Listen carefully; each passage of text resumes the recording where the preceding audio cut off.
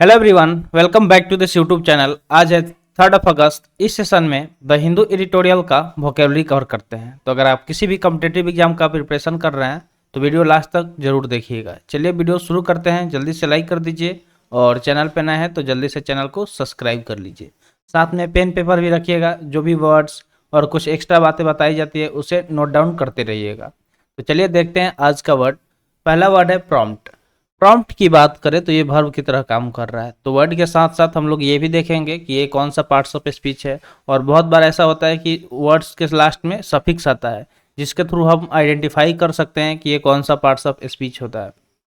तो वो भी आपको वर्ड के साथ साथ बताते चलेंगे जिसमें सफिक्स आएगा। तो चलिए इसका मीनिंग देखते हैं। इसका मीनिंग होता है टू मूव टू एक्शन, यानी कि एक्शन की तरफ मूव करना। ठीक है, किसी काम को करना शुरू कर देना। अगर इसके हिंदी मीनिंग की बात करें तो हिंदी मीनिंग क्या हो जाएगा, प्रेरित किया। मान लीजिए अगर आप किसी को इंस्पायर करते हैं, मोटिवेट करते हैं तो वो बंदा क्या होता है, प्रेरित हो जाता है। ठीक है, इंस्पायर्ड हो जाता है और उसके बाद वो एक्शन की तरफ मूव करने लगता है। अगर इसके सिनोनिम्स की हम बात करें, यानी ऐसे वर्ड जो सेम होते हैं मीनिंग में, तो क्या क्या हो सकता है। तो एक तो कॉज हो सकता है, ओकेजन हो सकता है, इलिसिट हो सकता है या फिर प्रोड्यूस हो सकता है। तो ये सारे सिनोनिम्स हो गए प्रॉम्प्ट के। अब अपोजिट वर्ड्स देखते हैं, यानी कि एंटोनिम्स। तो डेटर हो जाएगा, रिस्ट्रेन हो जाएगा या फिर स्लो हो जाएगा। अब देख लेते हैं इससे रिलेवेंट पिक्चर। तो देखिए वर्ड देखे, उसका parts of speech, English meaning, Hindi meaning, synonyms और एंटोनिम्स। तो ये सारे हम लोग देखे और साथ में रिलेवेंट पिक्चर, ताकि आप इसको देख के समझ पाए। जैसे मान लीजिए कि यहाँ पे एक बंदा है जो इसे सिखा रहा है, यानी कि इसको मोटिवेट कर रहा है कि इस बॉल को उठा के इससे खेलो। तो ये क्या हो गया, प्रॉम्प्ट हो गया। आगे बढ़ते हैं सेकंड वर्ड की तरफ। सेकंड वर्ड है वायलेंस। वायलेंस में लास्ट में एनसीई देख रहे होंगे। तो जब भी वर्ड के लास्ट में आपको एनसीई दिखे वो वर्ड नाउन की तरह काम करता है। अगर इसके मीनिंग की बात करें तो इसका मीनिंग होता है behaviour involving physical force intended to hurt, damage और किल समवन और समथिंग। तो देखिए वायलेंस मतलब होता है इस तरह का बिहेवियर, यानी कि व्यवहार जिसमें इन्वॉल्व है, यानी कि शामिल है फिजिकल फोर्स, यानी कि भौतिकी कोई मतलब किसी पे फोर्स कर रहा है।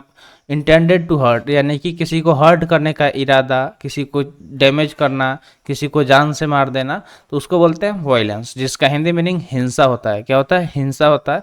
अगर इसके सिनोनिम्स की हम बात करें तो असॉल्ट। असॉल्ट मतलब क्या होता है, हमला करना। अटैक मतलब भी हमला करना। क्लैश मतलब लड़ाई जो मारपीट होता है, या फिर कन्फ्यूजन। ये सारे सिमिलर वर्ड हो गए।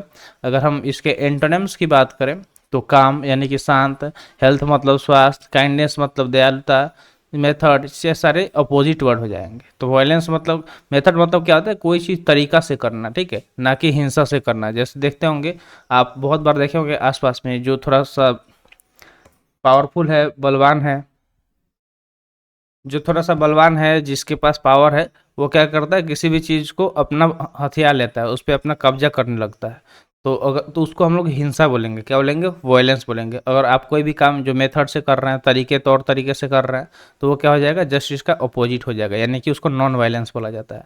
जैसे महात्मा गांधी जो थे वो क्या थे, नॉन वायलेंस के पुजारी थे। ठीक है, आगे बढ़ते हैं थर्ड वर्ड की तरफ। थर्ड वर्ड है इंसिडेंट्स, जो कि नाउन की तरह काम कर रहा है, जिसका मीनिंग होता है an instant of something happening या फिर एन इवेंट ऑफ ऑकरेंस। मतलब कोई चीज़ जो हो रहा हो। ठीक है, इंस्टेंस किसी चीज़ के होने का, या फिर एन इवेंट और ऑकरेंस, यानी कि कोई इवेंट या कोई चीज़ जो हो गया उसको बोलते हैं इंसिडेंट्स।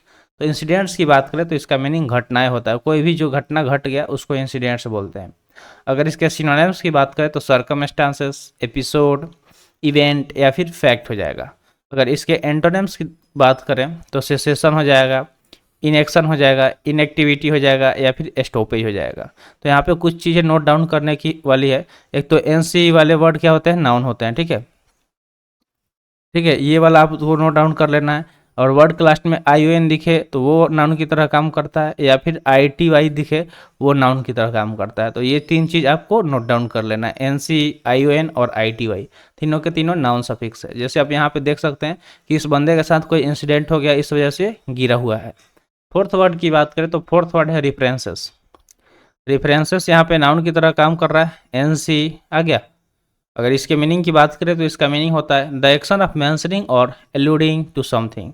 मतलब ऐसा एक्शन जिसमें आप मेंशन कर रहे हैं किसी चीज़ को या एल्यूड कर रहे हैं, तो उसको बोलते हैं रेफरेंसेस। जैसे मान लीजिए कि आपको कोई प्रोजेक्ट मिला, तो प्रोजेक्ट आप बना रहे हैं तो उसमें रेफरेंस देना पड़ता है कि आप कहाँ कहाँ से वो टॉपिक लिए हैं।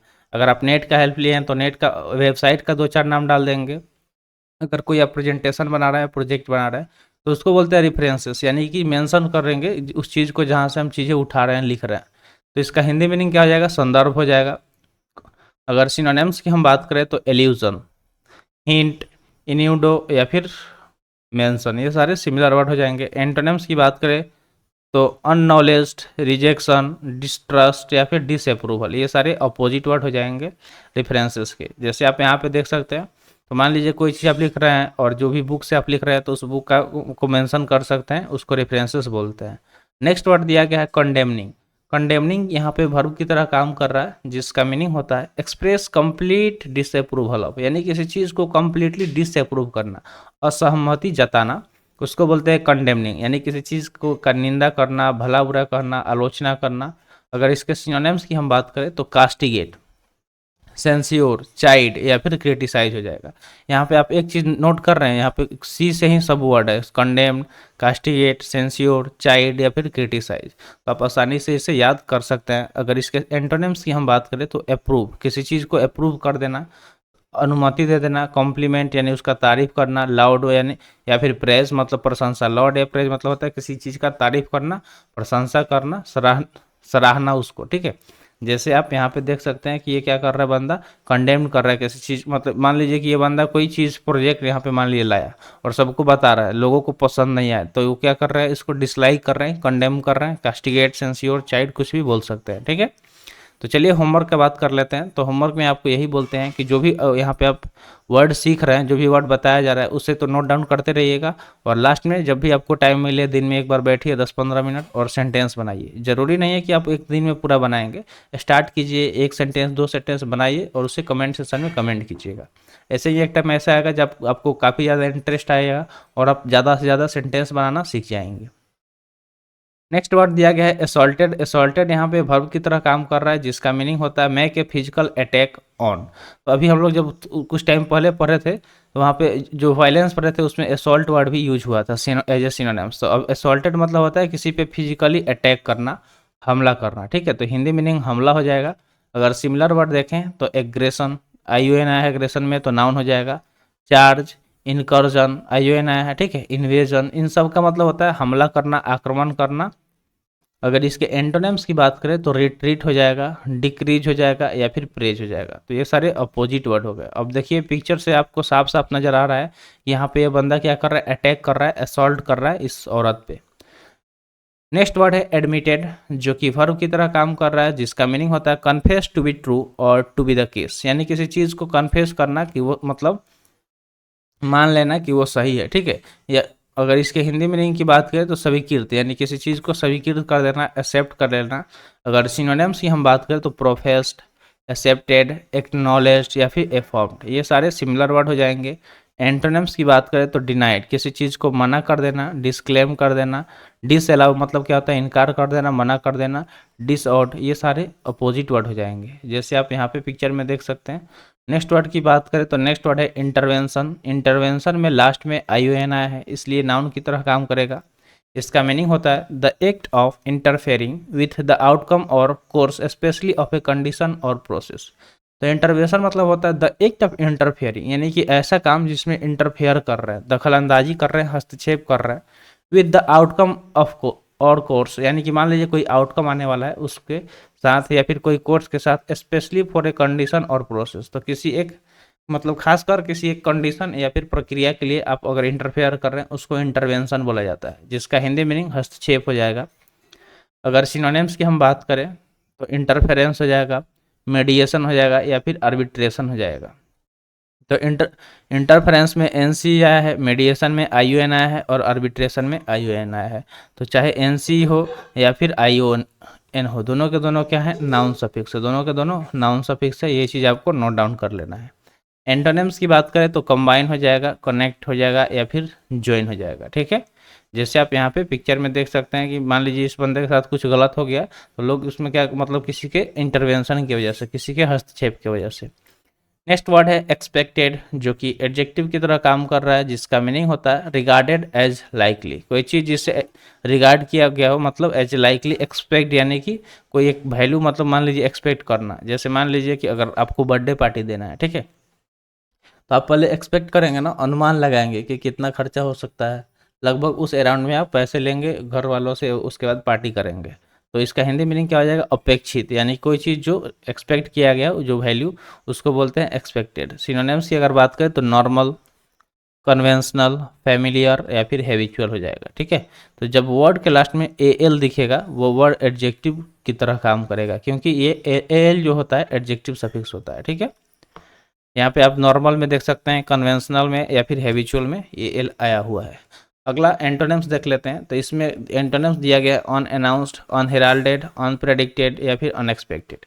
ये सारे जस्ट अपोजिट वर्ड हो गए, यानी कोई चीज़ जिसे मतलब प्रेडिक्ट यानी कि पहले नहीं बताया गया हो, अनएक्सपेक्टेड हो, उम्मीद से बाहर हो, अनअनाउंस्ड हो, उसको बोलते हैं अपोजिट। ये माने एक्सपेक्टेड के ये सारे क्या हो जाएंगे, अपोजिट हो जाएंगे। अगला वर्ड दिया गया है इंडल्ज्ड। इंडल्ज्ड वर्ब की तरह काम कर रहा है, जिसका मीनिंग होता है allow oneself to enjoy the pleasure of, यानी कि अपने आप को अलाउ कर देना ताकि किसी चीज़ का प्लेजर वो इंजॉय कर सके, ठीक है। जैसे मान लीजिए कि आप पढ़ाई कर रहे हैं, तो हमेशा तो पढ़ाई करना है। मान लीजिए किसी दोस्त का बर्थडे आ गया, तो उसमें भी आप सोचेंगे कि नहीं जाएंगे तो मेरा पढ़ाई डिस्टर्ब हो जाएगा, लेकिन फिर आप अपने आप को क्या किए, अलाउ कर दे कि नहीं चलो आज इंजॉय करेंगे, उसको बोलते हैं इंडल्ज्ड, यानी कि लिप्त हो जाना किसी चीज़ में, किसी चीज़ की खुशी में। सिनोनिम्स की बात करें तो इंटरटेन करना, नॉरिश करना, पैम्पर करना या फिर सेटिएट, ये सारे सिमिलर वर्ड हो जाएंगे। अब अपोजिट वर्ड देखते हैं, तो डिप्राइव, डिससेटिस्फाई, इग्नोर या फिर नेग्लेक्ट हो जाएगा। ये सारे अपोजिट वर्ड हो जाएंगे। तो आई होप आपको सारे वर्ड क्लियर हो गए होंगे। तो आज के लिए इतना ही, आज का सेशन यहीं पे समाप्त हुआ। सेशन कैसा लगा कमेंट सेशन में ज़रूर बताइएगा। तो मिलते हैं फिर अगले वीडियो में। Thanks for watching.